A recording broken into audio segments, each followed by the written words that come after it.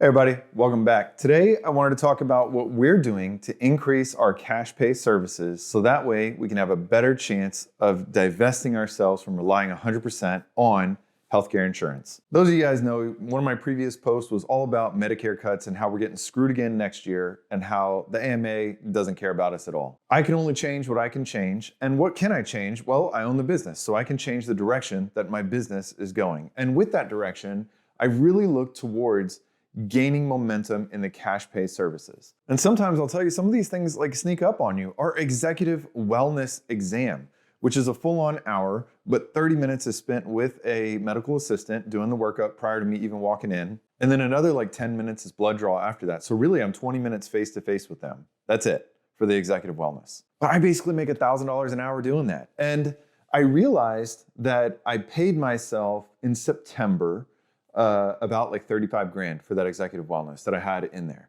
And that wasn't for the whole year, but that was just what was left in the bank account with like a 5K extra that I left for a buffer. Well, I looked again, as of the time of making this is mid-November, I looked again and I was like, whoa, after taking it down 35,000, I've got another 35,000 in there about 6 weeks later. That's amazing that it's taken off that much. And it's weird that it didn't even kind of occur to me without looking at the finances on a month-to-month basis, because these exams I'm only doing, maybe 1 to 4 a day.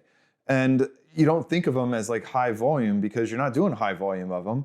But when it hits your bank account or when I'm looking at my bank account, I'm like, holy crud, I'm making a lot of money off these executive wellnesses versus I have to grind and see 10 patients to make that same level of income. It's a no-brainer that I'm headed towards more cash pay services whenever you look at that kind of financial income. It also helps divest us from being married to only our income is in network with insurance companies where United Healthcare HMO pays us literally $65 for a 99214, which is just atrocious rates for that terrible Obamacare plan. And it also gives me more leverage. When I go back and now when I'm arguing with Blue Cross or Cigna or Aetna, I could say, screw you guys. We got other avenues of reimbursement. But with all this, I'm trying to stick to what I know. And I don't know anything aesthetics. And I know that a lot of you guys have thought about bridging into aesthetics or have bridged into aesthetics. I would love to connect with you to hear about if you've been successful and how successful that has been. But I can tell you that I've talked with a couple of you guys that maybe are sports medicine and doing PRP injections. And something that we sometimes talk about is ethically, if there's not a ton of data to back up what we're doing, meaning, for example, I have someone who is a billionaire in my practice and they want to do every 6 months a full body MRI. They don't like surprises at all. Is it ethically to recommend them and order a 6-month MRI for this billionaire? Yeah, you could easily argue, heck no. You're gonna find a lot of incidentals and other things. On the flip side of that, you could say, is that MRI taking time away from someone else to get their cancer therapy, get the workup that they need, or is this just extra time? And right now, it is just extra time. Now, this is the way that I'm justifying it. Someone could easily turn it around and say, what a waste. I get that. But then we could go off into all kinds of tangents about what about vitamins and supplements and all the infusion clinics out there and other things. And you have to define, where do you draw that line? I'm not saying do anything illegally or unethically, but at the same time, is it worth me making $1,000 an hour talking to this billionaire 2 times a year to go over their MRI where we're checking the pancreatic cyst that we ended up finding, this kidney cyst that we ended up finding to make sure that it's not growing or changing in size? I mean, I think that's worth something. The patient is invested in their well-being. I don't mind talking to someone about being invested in their well-being. And that's the way I at least justify it. The other thing that we're thinking about for cash pay services is you got to listen to your patients. I've said this in other videos, and I will say it again. A patient recently told me that the reason they got their Prozac refilled from online telemedicine practitioner was because they could simply just text back and forth. They paid $100 a month for that monthly fee. And when they were feeling slightly more anxious, they could say, hey, rough month at work. Do you mind if we go up on the dose? Can you send in a higher dose for me? I'm feeling fine, no suicidal thoughts. I just want to double my dose.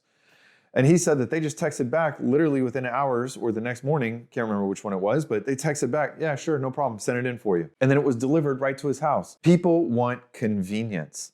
And that's the next thing that I previously said we're going to add on in our clinic is we're going to get relentless about making it super convenient when appropriate. If someone can simply just text us, hey, I'm really busy, can I just go up on my high blood pressure medication? Here's a picture of all my readings. Do they really need to come into the office? Do we really need to block 30 minutes out of their schedule for a telemedicine visit, because by the time they wait for me to schedule to get on board, and then we do the visit, and then they got to go back to whatever they're doing at work, it's going to be 30 minutes out of their day eaten up.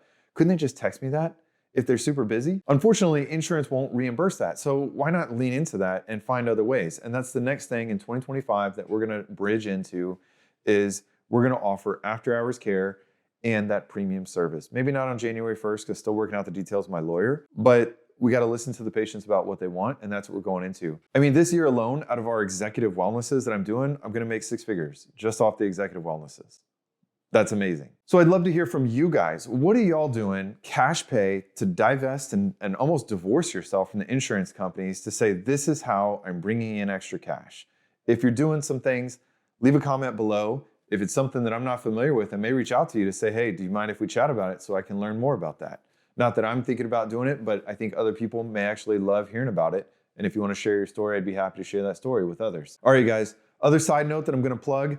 I've been talking to a couple other individuals in the Twitter space, or now X, about creating a website for private practice doctors. This website is going to have a job posting forum where you could post your job, or even group if you wanted to highlight it if you're thinking of hiring or actively hiring. And then also going to have a place where you can sublet out your space. So if you have extra space that you want to sublet, you can go on there and sublet that out. If you're interested in that, leave a comment below and I'd be happy to chat with you about any feedback that you have. And I'll keep you guys updated on that project. It's going to be totally free.